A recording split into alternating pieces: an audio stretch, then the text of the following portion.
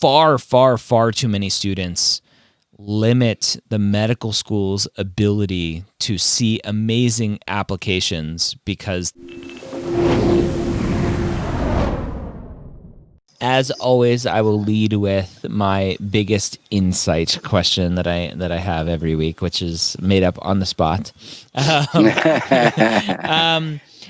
want to start with you, Rachel, bring in a little bit more of your expertise from an MCAT perspective. The MCAT is a beast. Nobody likes monster. Nobody like wakes up going, I am so excited that I get to study for and take the MCAT and spend all this money prepping for and taking the MCAT. From all of your years' experience in the MCAT world, how much do you think the MCAT predicts a person's ability to be a good physician? Well, not zero, and not at the weight that it's given. Yeah. Why not zero? I'm interested to hear that. It does test critical thinking and problem solving. And I think that's something that most American colleges and universities don't teach as well as they could. And sometimes it's not even specific to school, it's specific to major. So for example, engineering students are often outstanding problem solvers because that's so much of how they work. It can vary from physics program to physics program, but a lot of physics majors are great problem solvers. Often humanities majors, especially if they're like a really, one of the kind of more rigorous and obscure humanities, like philosophy, or actually classics, those folks are often taught really in-depth problem skills, solving skills. But, a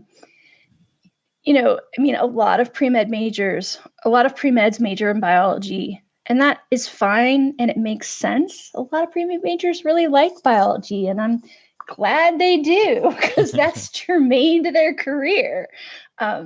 But one of the challenges with many biology curriculums in America is that it focuses on memorization.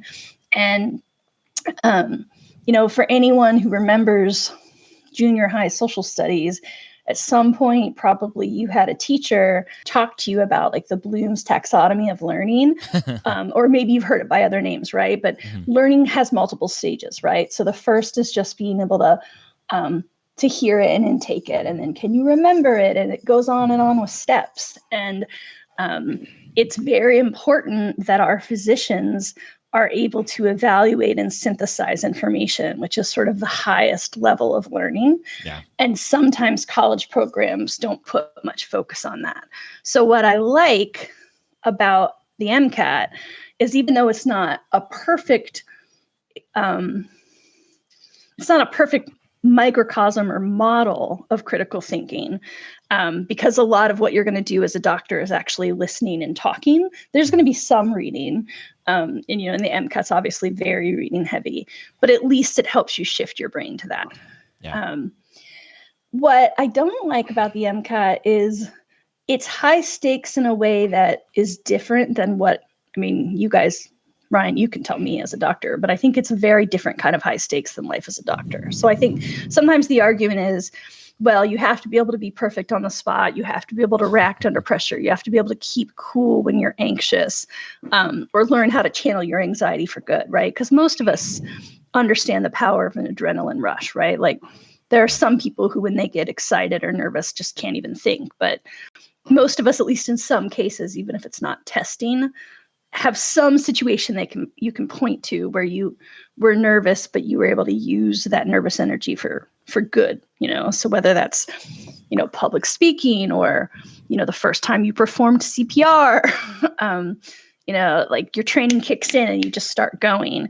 And I don't think the MCAT, I like that it's high stakes because I do think it's important that our future doctors can keep cool in high stakes situations, but I don't think that it's getting at the right kind of high stakes. Yeah.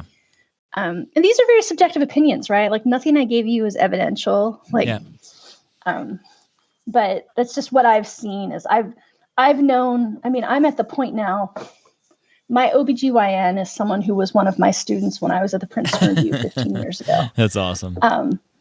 We're at that point, right? Like people have grown up and become doctors under my watch. Yeah. I've been, I'm not responsible for their journey. I've been part of their journey. Yeah. And I've known a lot of people who were amazing physicians who had okay stats. Yeah. Mm-hmm. Yeah, the kind of angle that you're taking is very much a common angle of I want hurdles in place for physicians to go through, because it shouldn't be the stakes that physicians play with is one where it shouldn't be that everybody can do it if they want to. That you have to jump through some hurdles. Unfortunately, and I think where the biggest issue comes into play is those hurdles typically have a monetary value onto them, meaning the more money you have, the better you are able to overcome those hurdles. And I think that's the biggest issue that I see and have been kind of awoken to more recently. So I definitely agree that there should be some speed bumps in place and places where people really get to ask themselves, do I want to go through this pain? I think it should be more of an emotional and effort kind of pain, and not necessarily a pain to the wallet. And that's where hopefully we can make some differences in the future. Yeah, I mean, we've talked a lot in this video series about the importance of starting clinical experience early, right? And a lot of students sort of have this idea that, well, school is my full-time job, and then I take the MCAT, and then I get my clinical. And, I understand the logic in thinking that, but if you do that, like, you aren't proving to yourself that you like patient care until really late in the game. Yep. And I mean, we're just brainstorming, right? We're kicking ideas around, but I think it could be really interesting to have pre-meds be required almost as part of their schoolwork to have some kind of externship, the way, engineers do, where they're doing some quarters or semesters focused on clinical experience. So maybe you get your CNA certification as part of your pre-med, or, something like that. And then it's not just about getting the experience, but about how you feel about it and how you reflect on it and how your supervisor at that position thinks you did. Yeah. I feel like something like that, especially if it's built into the pre-med experience, as opposed to, like you were saying, MCAT prep, where, it's at a minimum, MCAT preppers are typically spending, $300 for the exam, another couple hundred for practice tests. So you're looking at already $500. And then there are people that spend, $1,500 on a course, $2,500 on a course, $5,000 to $15,000 for a premier tutor at most of the companies. Yeah. I had someone at one of my old companies who wasn't happy with any of the elite packages we had, so they wanted triple. So one person whose family could afford to spend $45,000 on MCAT tutoring, and they got into med school, but then what? And I haven't kept tabs with that person. Maybe they're doing fine, but my guess was they were going to need more help when they got to med school. Yeah. And that only takes you so far. What happens when it comes time for, the USMLE or your residency? Like, at some point you have to stand on your own feet and think with your own brain. I almost want to see a database of students who are doing that, and like they should be automatically excluded from medical school because like you needed your hand held that much that is a potential issue. Yeah. Dr. Wright, along with what Rachel was saying in terms of like having some sort of externship built into it, it almost sounds very similar to the PA route of things, where a lot of PA schools have, if not all, and I'm not an expert in PA kind of prereqs and standards yet, is that pre-PA students need like 2,000 hours of clinical experience. They have kind of set standards. Yeah. Do you think medical schools should be doing that as a different way to differentiate those who really want to do this versus those who have a 4.0 and have a 520 MCAT because they were able to spend lots of money on prep? Yeah, I think some medical schools try to get at that a little bit with their, sort of holistic approach to admission. And there are some medical schools which are going outside of the standard prereq kind of list of courses and list of this and that you have to do, and going toward a more competency based approach to what they are looking for in an applicant. Mm-hmm. Now, having said that, that's a minority of schools, and so I don't think that's, it's not catching on in any greater way right now, because it's a lot more labor intensive to do it that way, and it takes a lot more staff and a lot more analysis of applicants qualitatively, and so it's a big pill to swallow for schools to invest that much in the process when they've got a process that's, that they're getting good students and that they're producing good students and that it's going okay, et cetera. So, but I do agree that the PA programs, now the one problem with a lot of the PA programs is that they're very inconsistent with what they're looking for in terms of prereqs. The medical schools are fairly straightforward in terms of, and they're generally pretty much all the same. I mean, there's a little deviation here and there, but generally they're pretty much all the same in terms of the core courses. When you look at some of the other health professions, PA, PT, OT, pharmacy, optometry, I mean, they're all over the place in terms of what they're looking for and what courses they require and how many hours of this or how many hours of that. And so when you get, I do agree that the PA schools and some of the others really set a standard for how much clinical experience you're going to have that you need for them to look at you in any, pretty deep way. But that's balanced with this outrageous, I mean, we used to produce charts that were super detailed of just the, for example, physical therapy schools in the state of Texas.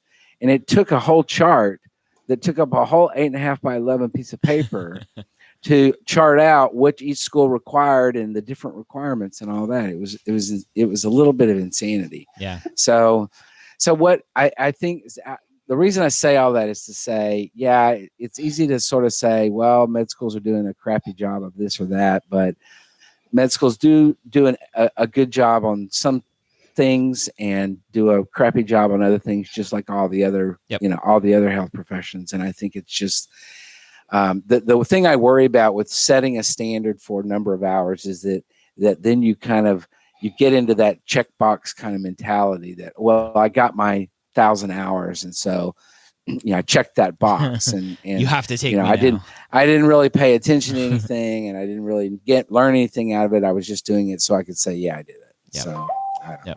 Makes sense. Yeah. Awesome.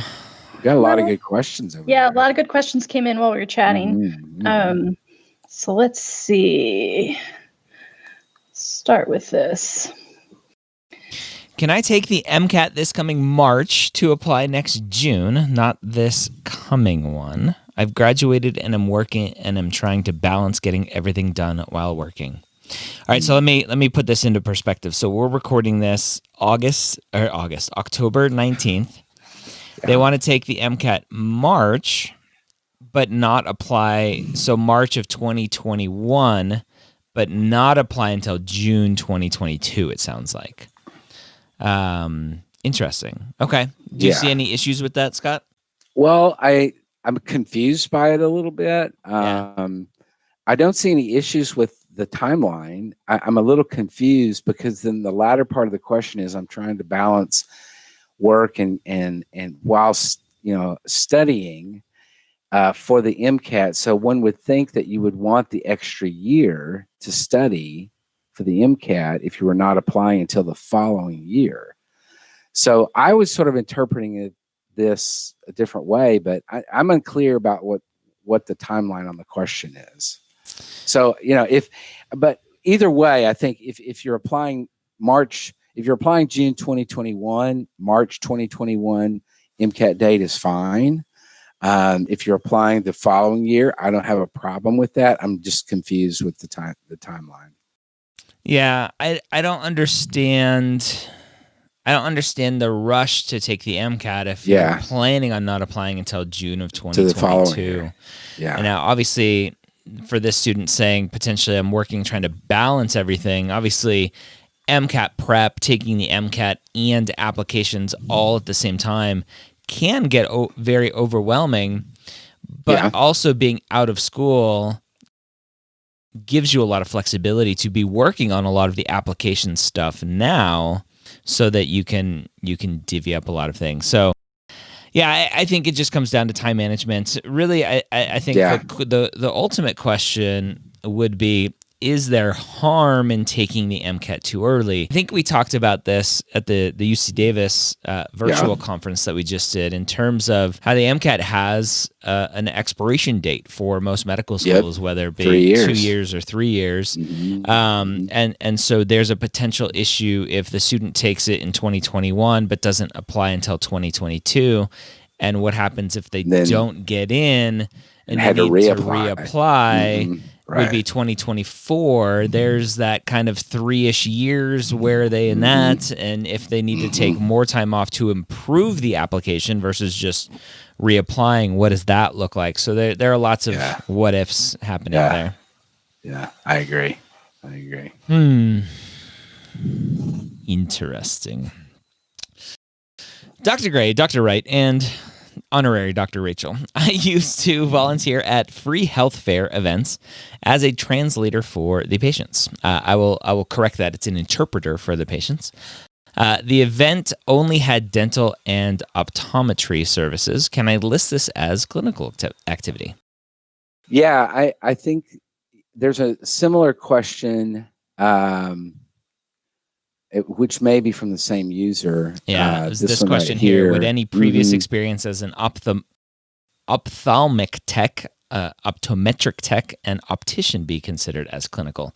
So basically the question, the ultimate question, if we were to do both of them together is, how broad? Is it clinical if it's not, quote unquote, physician medicine? Yeah. And I think it is. I mean, to me, I think that what you're looking for, there's several things you're looking for in a clinical setting. You're looking for, what does the patient caregiver relationship look like? How does that work? What are the needs of the patient? You're looking at communication skills and everything. So I would say, yes, it counts as clinical experience. I would say be careful in this particular situation. If that's all you've got, that's going to be a real problem. Yeah. But if that is supplementing experience in hospitals with physicians and in clinics where you're shadowing or where you're doing clinical work in other venues, then absolutely, I think you would definitely count that as clinical. But if that's all you've got and you're applying to medical school, then that would be a real issue. Yeah, I agree. Definitely clinical experience with the asterisks of, and get different / better clinical experience that actually highlights the experiences that you're saying you want to do for the rest of your life. Yep, absolutely. Do you suggest retaking pre-med courses with a C, or only suggest retaking courses with a C- for someone with very limited funding? Ooh, I like that little extra. Yeah, that's caveat. The caveat. That makes it tough because, I think that it depends on how many C's there are, really. If it's an isolated event, you got to see, and let's say Gen Chem 2 and everything else looked okay, or, physics 1 or, whatever, then I think that's not a problem. I wouldn't say, particularly if there's limited funding, I wouldn't say that it would be necessary. I think it's a little bit difficult question to answer without much more information, without seeing the bigger picture of the applicant's sort of profile. If there's a lot of C's, then I think you got more issues than just the C's. You got as grades, you got to ask yourself, why am I making C's in these significant courses that really are pointing to what I'm wanting to do? It also depends on if you've got, let's say, 2 C's, but everything else is B's and very limited A's, then that's a problem too, because that GPA is going to be maybe right around 3 or a little bit above 3. And that's a tough GPA to, particularly in the sciences, that's a tough GPA to apply with. So, I think there's a lot of sort of other issues related to the answer to this question. So it's a little bit difficult to answer without knowing more. Yeah. Yeah, I think the biggest caveat the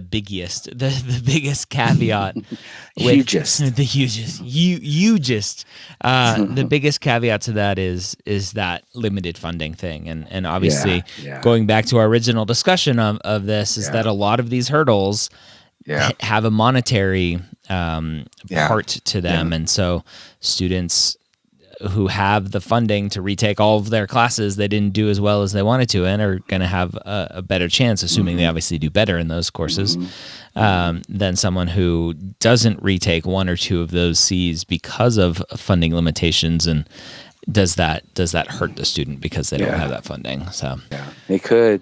I mean, the less than perfect world we live in, and particularly in medical education, it definitely could. Yeah.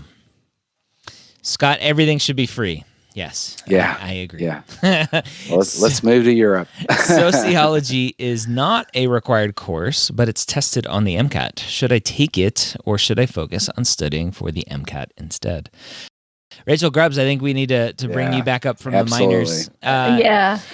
This comes back to the kind of knowledge or the thinking that there are prereqs for medical school, and then there are prereqs for the MCAT. Exactly. So the MCAT does have a psych-soc section. It's had it now for 5-ish years. What I hear from a lot of students is that the courses aren't necessary for the prep. So if you're tight on time or tight on funding, the kind of stuff that's in the psych-soc is a mix of memorization, which you can get from the AAMC, what's on the MCAT document that's on the AAMC website.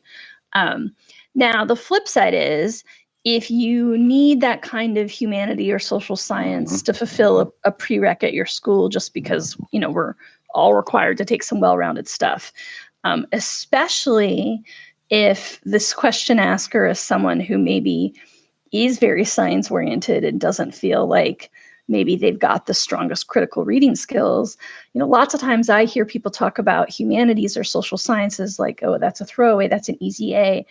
And often they are if all you're trying to do is memorize the data. Yep. But if you think about this as an opportunity of like, if the section of the exam that you're going to do the worst in is cars, and you've already started to realize, oh my gosh, over half of the science sections are also critical reading, and now I'm starting to really worry about, I can do well in a straight up science exam that's just about facts, but I don't do as well with passage based. Well, now your sociology course is a chance to work on those reading and thinking skills in a safer environment and a cheap, college is expensive. But again, if you already need to take a course like that to fulfill a requirement from your college, you can kind of make it a double whammy, another way to build your critical reading skills. Yeah.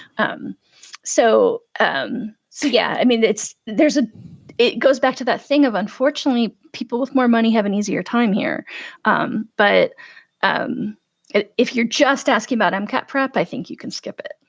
Yeah, and let me add to that too, that I think a lot of schools, a lot of undergraduate institutions are creating, particularly if they're big powerhouse pre-med type schools with a lot of pre-med students, they're creating classes that integrate psychology, sociology, public health, and a variety of other things that meet the social science elective that they have to have for their core at their institution, but also address a lot of these issues that we're talking about and make it more interesting to pre-med students. So it's more relevant to what they're really interested in and looking at and stuff like that. So I think that's a good thing for the undergraduate institutions that have done that to address the needs of the pre-med students. And so what I would say, if you're early enough on in your pre-med career that you can look at that, then definitely, take something like that would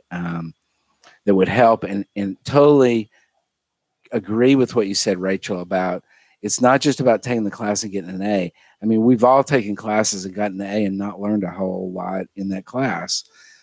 And so it's about you committing as a student to say, I'm not only going to make an A in this class, but I'm going to learn and really integrate the skills, not just the content, but the skills that, like you mentioned, Rachel, into what will help me on the MCAT and in the future. And maybe improve some cultural sensitivity, Absolutely. We've been talking a lot about the core competencies in our Thursday workshops. Yep. This question asker did just add a little note to say she's graduated already. So in her case, it might not be. And it's also possible if you've graduated already that you've got some life skills that are getting at what sociology gets at. Yeah. If you graduated already, I would say no. Just don't take a class. Just you can do study on your own. And I think most of the test prep companies have books and stuff and materials that will prepare you for that section. Yeah, I'll give a plug for the MCAT podcast here that I do with Blueprint Prep and specifically the ones that I've done with Phil, talking about the psych-soc section. I think 20% of his students that he tutors get a perfect score on the psych-soc section because of the methodology that he uses to go through the section, and it's not because they took a psychology course in college. It's because they go directly to the AAMC, look at that content list, and they make for darn sure that they know everything in that list and kind of inside and out. So the psych-soc section is one of those, unfortunately, that's a lot of memorization to know all of the terms and keywords and definitions, and then obviously the reading comprehension and analysis of the passage in question to break it down. Cool. Yep. Yeah, and podcast is $3. It's $3. Don't ask $3. for your money back. Yeah, because not everyone's going to be able to afford private tutoring with Phil Hawkins at Blueprint. Yep. Yeah. That's why we do the podcast. I like free. Yeah, free has some good barrier reduction. All right, here's a kind of long one. After having taken the MCAT at the MCAT in September and receiving a low MCAT score, should I withdraw my submitted application? I already have plans to retake it in the spring of 2021, but I have also submitted several of my secondaries already. I'm non-traditional with plenty of clinical experience and a solid upward trend of post-bac credits, all sciences at a 3.8 plus GPA. Just looking for some advice. So my question is, what's a low MCAT score? Because I think there are a lot of misconceptions around what a low MCAT score is. Yeah, I agree with that. In terms of just raw numbers, Scott, is there a number where you would say, yes, just stop applying and let the schools that you've submitted secondaries to, let them know that you're withdrawing your application? Well, gee, that's even a loaded question, because I think it depends a little bit on where you're applying and how broadly you're applying. But I would say anything below a 500, would be suspect for most of the schools. Now, having said that, he's got a good, strong GPA. I think he says a solid clinical experience, and solid upward trend of post-bac credits. All sciences 3.8 plus. He doesn't really indicate what his undergraduate GPA looked like, so it's a little bit difficult to know that. But the post-bac trend is excellent and stuff. So I think it does depend on a little bit of what the MCAT score is and how broadly he's applying. But I think below a 500, I would say. Now, having said that, I don't think you should withdraw the application, frankly. There's no benefit, right? There's really nothing that happens because of that. You've already paid the money. You've already done everything. Just let it ride. You're going to be considered a reapplicant regardless. Yep. Which is not a bad thing. But I'm just saying. So there's no benefit to withdrawing your application. It's just maybe it makes you feel better about things, perhaps. But I would just say let things ride, see what happens. Just assume that you're not going to get any results or anything, and that you're going to retake the MCAT in the spring and reapply next year. Just assume that. But if something happens, you never know. If somebody may like something in your application and they invite you for an interview. So I would say let it ride and see what happens. Yeah. Yeah, I think there's, and I don't know where it comes from. I mean, everything comes from Student Doctor Network or Reddit. But there's this idea that you need to withdraw your applications. Like that does something profound on the other side of things. Like the medical schools go, oh, look how self-aware and reflective this student is. And it's amazing. They're letting us know. And it's just like, yeah, I don't think it works that way. There's no magical rainbows on the other end of withdrawing your application. There really is as far as I know, there's no official process either. You have to go to each school and say, hey, I'll let you know you don't need to consider my application anymore. Yeah. Anyway. So another question that came in about MCAT scores. Do MCAT scores, no matter how old, always stay on your record? How do AdComs view crappy MCAT scores from the past? I plan on retaking the MCAT in April. Ooh. So for the first part, I would say go ahead, Rachel. Yeah, because it's two parts, right? So in terms of how long is it on record, the easy answer is forever. Yep. The more complicated answer is several years ago, they did this thing where they implemented new rules. And if your score was from like the 90s or the very early aughts, it might have dropped off. So if you happen to be somebody who has an MCAT from, 2002, then yeah, maybe that's not on record. But you've got 7 tries and they're going to see them all, even if they only accept the ones from the last couple of years. Yep. Right. Now, I will also add to that if you were an applicant and a medical school, a medical school ever got your, nothing in cyberspace ever really disappears. And so if a medical school has your MCAT score in their database, it is there. And so it doesn't matter how far back. Now, whether or not they're going to look at it or consider it, that's a whole different story. But once this stuff is in a database somewhere, it's going to stay there. And that's why every once in a while we see stories of people hiring hackers to hack into those databases to get those scores out of there. Yeah. Which is a whole nother issue. There's no moral behavior there. I like to look at the positive and go, wow, look at that determination. Exactly. All right. Well, it's a very MCAT heavy night. Yeah. Regarding this is because I started with the MCAT. Regarding the MCAT, how far from the school's median is going to automatically kick someone out, or should the student be prepared to defend? This is a good question. This is a cutoff question. Yeah, I mean, what I like to do is say is, if you think of the normal curve, if you think of it statistically, and you think of the normal curve, then you're thinking about not the median, but the mean and the standard deviation. And when you get, I would say, 2 standard deviations away from that mean, then that's starting to get far enough out in the tail where the schools are going to really probably not. You're going to probably drop off unless there's some other really super amazing stuff in your application. When you get out in that tail of that curve that far, then it gets pretty limited in terms of the time they're going to spend with that application.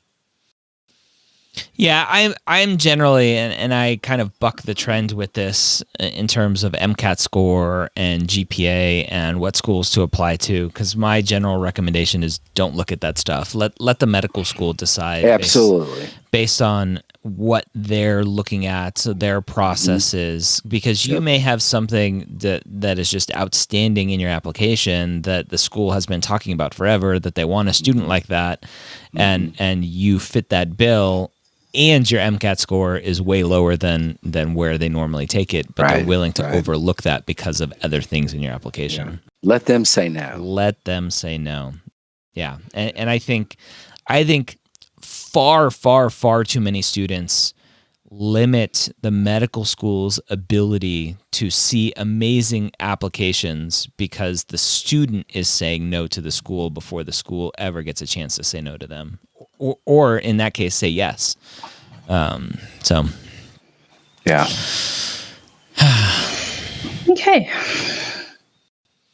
I used to be a pre-dental student.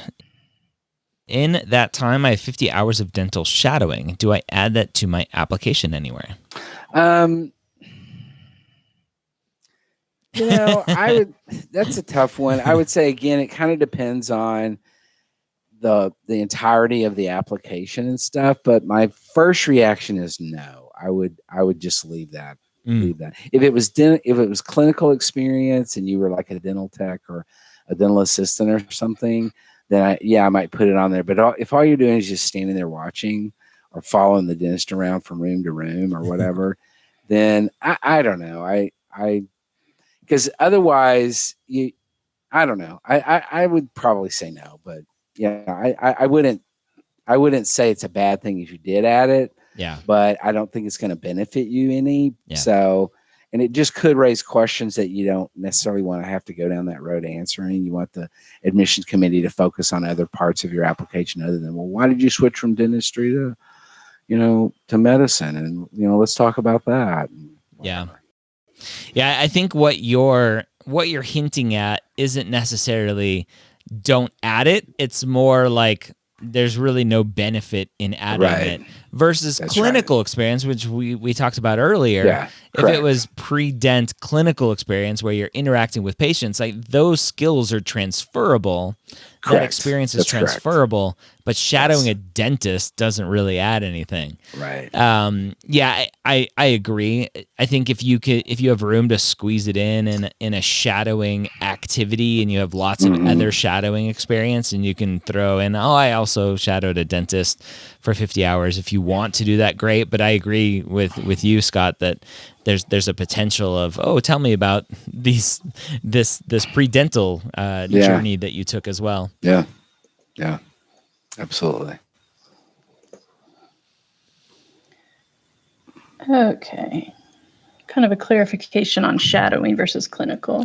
Oh, I love this. There's lots of confusion around this. So does actually working for a group of ophthalmologists count as shadowing, or would it need to be during unpaid or non-working hours?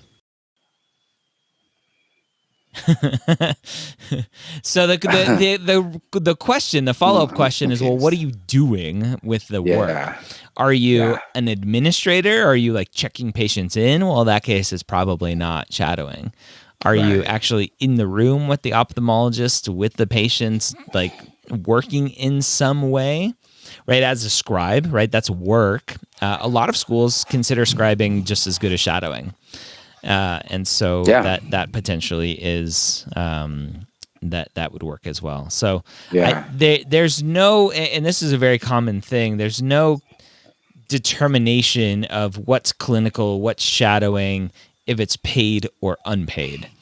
The question always comes back to, what the heck were you doing? And let me determine in that way. If you were like the accounting person and you were in the, an office doing accounting stuff, then that's totally different than if you were checking, like you said, Ryan, checking patients in, or if you were actually in the room, doing stuff, whatever. So I think it does depend a lot on what you were doing in that experience as to how you would characterize it and what value it might have and how you could talk about that meaning, the so what part. Yep. So, yeah. In the room, scribing, interpreting, and also working up the patients. That's clinical to me. Yeah, definitely clinical. Absolutely. Yep. Absolutely. Doesn't matter paid or unpaid. That's clinical. And to clarify, right, because the student asks, is that shadowing? I would say that's clinical experience. That's clinical. Absolutely. Yep. Yes, definitely clinical. Yep. I have 6 months after I graduate college until I hopefully start medical school. Oh, interesting. 6 months. Oh, so they're probably in the application process now. Any tips on what to do during that mini gap? Oh, I have a lot of Yes. tips for that. Yes. What? Alcohol, travel, travel, yeah, have fun, yeah. do what you want to do. I love this question. Because Students, yeah. Go ahead. you will not have that level of freedom forevermore. Forevermore. Forevermore. Nevermore. So, Nevermore. yeah, exactly. Yep. I would say use that Do time. nothing. If you've got the funds, go backpack across Europe, or if not, just do something that's fun, that gets you excited and is something that you've maybe always wanted to do, or whatever that is that really, floats your boat. Do that. Don't do anything that you think you should do to, we used to have gunner students who would get the textbooks for medical school and start reading them. I'm like, you are a nut. Yeah. Yeah. No, I am very much in favor of doing nothing and knowing that there is basically nothing that you can do to prepare you for medical school. You just need to go in, jump into the deep end, and start swimming as best you can. Right. The one potential thing I would say is, if you've never taken an anatomy course, buy an anatomy coloring book and just have fun with that. Don't buy textbooks. Don't do anything else. Go enjoy your life, because as you said, Scott, it's the last time you have any sort of freedom. Yeah, that's exactly right. And I think too, another funny story. We had a student one year who decided that he was going to, in the months before medical school, he was going to start sleep depriving himself. Let me start medical school on an empty tank. That's smart. Did you withdraw his acceptance? Oh my gosh, we all got such a kick out of that. That he was only getting like 2 and 3 and 4 hours of sleep a night, so he could get used to it. And we were like, okay, there's something definitely mentally wrong. but there's something even more wrong with the mentality of, like, that's how you survive medical school. You can't survive medical school like that either. No, you can't. Yeah. It's about time management, and if you manage your time well, you can do a lot during medical school. You can get plenty of sleep. You can actually watch TV and go to movies and have a real life. But if you don't manage your time well, it's going to eat you up, and you're going to be in that case. But Yeah. So somebody, not that question asker, but another MAT member, did point out that, maybe not backpacking in Europe during COVID. Why not? Yeah, but whatever fun things you can do given the limitation. Okay, backpacking in somewhere in the western part of America, where you're out in the middle of nowhere and nobody else is around. You can drive, right? You don't have to. We have wildfires. Absolutely. And then to these guys' points, maybe go follow a couple med students on Insta, so you can see that there are real live human beings with lives that they lead. It's going to be really, really hard, and if you manage your time well, you're going to still be able to have a significant other and a social life, and maybe work out sometimes. My nephew just started medical school. He's a first year medical student this year, and he moved to the city where his new med school is, and got an apartment. And he had just 6 months earlier had broken up with his girlfriend, and so he's getting an apartment and buying some furniture for the new apartment. He buys a king size bed, and so his mother, my sister-in-law, is like, what's that all about? Why do you need a king size bed for just you? And he says, well, I don't plan on being alone during medical school. I plan on having a significant other during medical school as well. So I'm preparing for that eventuality, which I thought was great planning, but also indicative of you can have a life in medical school, and you can, enjoy your time in medical school in many different ways. He's putting it out in the universe. Yeah, there's a big That's exactly right. And he does now have a girlfriend. Yeah. All right. Just from my own anecdotal experience, some of my best friends are from medical school. And your wife is from medical school. Yeah, I mean, I kind of included her in the best friend lingo. But we. Right, you're in the trenches together. You're going through everything together. But you also it's that kind of work hard, play hard mentality. There were lots of times where we had lots of fun. There's med school prom. There's lots of fun stuff. So we'll take one last question. This is kind of a long one. I think it might be a two-parter, really. How early is too early to ask an online professor for a letter of recommendation? My course is a short course and there's no office hours. I am not sure how he would ever have anything to say, but I'm desperate for a science letter of recommendation. Personally, I don't want to ask him, but I worry that not having a science letter would be bad. So, Scott, really the question is, should you ask for a letter of recommendation from someone who you've never met and don't have any contact with? So I would say no. That letter is going to be worthless. In fact, if I was that professor, I would say no. I won't write you. The professor should say no. Yes. Yeah, I can't say anything about you. I've never met you. You got an A. Yeah, you got an A, which we already know from your transcript anyway. Yep. So I don't think that's going to be helpful.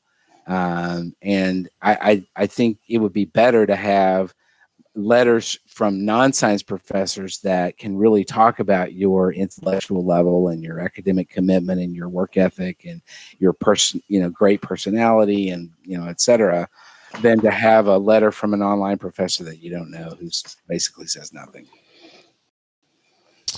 Yeah, it's hard. So what should the student do for schools who require that science letter that they're freaking out about? Should they reach out to schools and say, obviously because of COVID, I'm online and I don't have an interaction with the professors that I would probably reach out to a couple of the med schools where you're interested in applying or where you are applying, and ask them for their advice and see what they say to do. And it's like we've talked about before. I think schools are being willing to bend things a lot more now under these COVID conditions than they were in the past. And so I definitely think that reaching out and asking, is this something that is going to be a real problem for my application if I can't get a letter from a science professor, and just see what they say. But my suspicion is that they're going to say, well, just move forward and we'll see how things go. Yeah, I have a feeling it hasn't been talked a ton about, and I haven't seen much from medical schools. I haven't really been looking either, but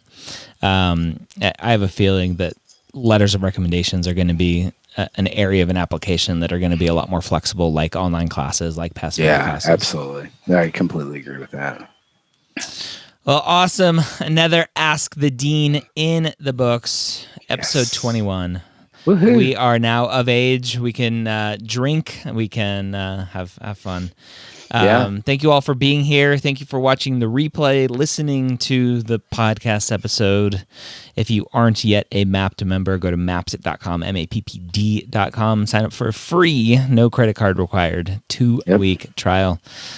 Come play, put in your information, and see why Mappd is the best tool for pre-meds.